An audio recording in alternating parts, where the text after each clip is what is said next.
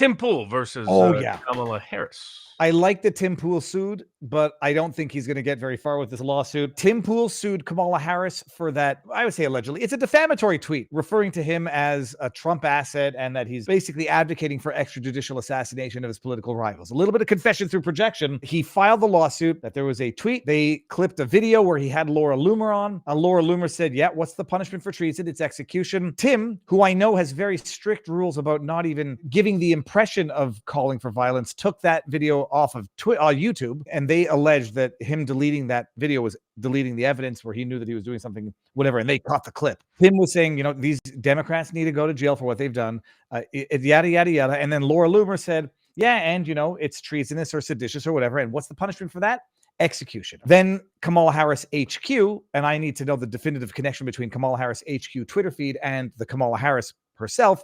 They put out that tweet, make all sorts of accusations, and Tim sues for defamation. My feeling, first of all, is, you know, they throw in at the end of the lawsuit, they made the statement with actual malice because Tim Pool is a public figure and the statement has to be not only false, defamatory, yada, yada, made with actual malice. My concern is that there weren't enough allegations fleshing out the actual malice of the tweet on the one hand. On the other hand, like we discussed last week, they made their opinion tweet and included the video so that people could watch the video to see whether or not their assessment correlates to the video. And I think that's going to be the biggest way that they're going to weasel their asses out of this and say, look, the video was there. So our opinion is whatever. You can agree or disagree. We shared the video with you so that you could see it for yourself. Robert, what do you think? Yeah, I mean, I think the Harris campaign made statements that are subject to defamation. And even though they attached the underlying statements, the problem is they did. And now let's take a brief break from this video to thank our sponsor of the day, 1775 Coffee. You all know what I'm about, questioning the mainstream, poking fun at the absurd, and exposing the nonsense. But you know what else I'm about? 1775's Protein Creamer. Most people are out here tossing whey protein into their coffee like they've just discovered fire, but we've evolved, we took it up a notch, and made a creamer with the whey protein already built in, no added sugar, and under 50 calories. None of that corporate crap from the woke companies. I'm not naming any names, but you all know who I'm thinking about.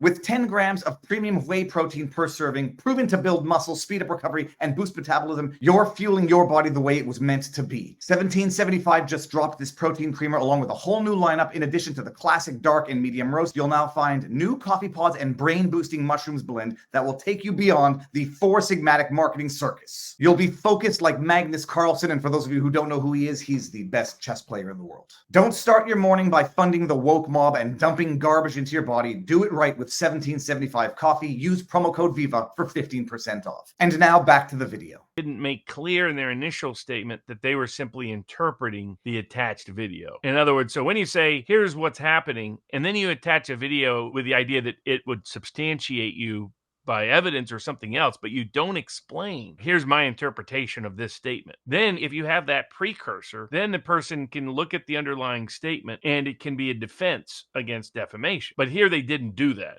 And I think because they failed to do that, you have an actionable libel claim. The libel claim is that he was a Trump operative. He's not. That's factual statement false, number one. False statement number two was that he was part of the Project 2025 plan. He's not. False statement number three was that he intended to give Trump unchecked legal power. Trump, he's never said that at all. So it's attributing to him a statement he's never made. Fourth, he was out there advocating and stating that Trump was going to be able to criminally prosecute both his and Trump's enemies. He never made that claim. Never made that statement, made statements just the opposite to that. And he's got four separate statements that are factually false, at a minimum, infer a factually false statement, that are not fully exculpated without an adequate disclaimer by simply attaching an underlying video that a person reading it might not know what that underlying video is there for. I think he's got enough, and then they also allege a bad faith misconduct provision to try to create a fee shifting. That's under Virginia law, right? West Virginia law. West Virginia. The jurisdiction itself is obviously going to be more favorable than not.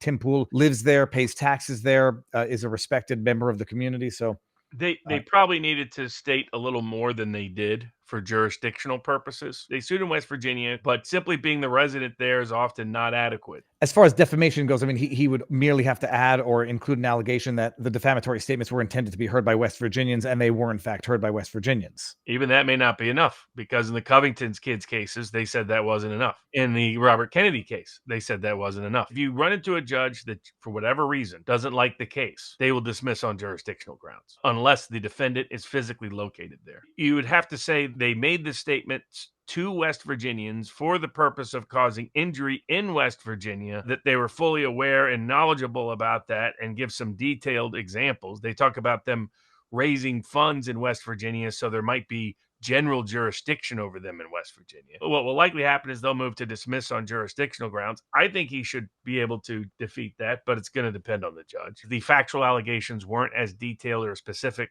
for jurisdiction as needs to be in the modern age. Then, of course, practically speaking, they only sued the campaign, not sue Kamala Harris. They did not name a Jane Doe or John Doe. And the reason why that's important is to find the individual who made the statements, the individuals who were complicit in making the statements, hold them individually responsible, because otherwise, by the time you get to trial, the Harris campaign that you're suing has no money. If it's something other than a PR suit, which is you're mentioning, maybe that's just the motivation. But if it's anything beyond that, I'll be honest, it's not going to work as a deterrent, because everybody in that space knows the campaign's broke in 6 months. Not a question of saying, oh, well, if we proceed to discovery, we discover, and then we can add a defendant, that would slow down. I mean, they'd have to reserve and refile. You really have to name the John Does and Jane Does right out of the gate. Otherwise, if you don't name them within the time frame for the statute of limitations, they say that the SOL is passed. So I don't know what the SOL is in West Virginia. Maybe it's a year. Maybe you could wait and so forth.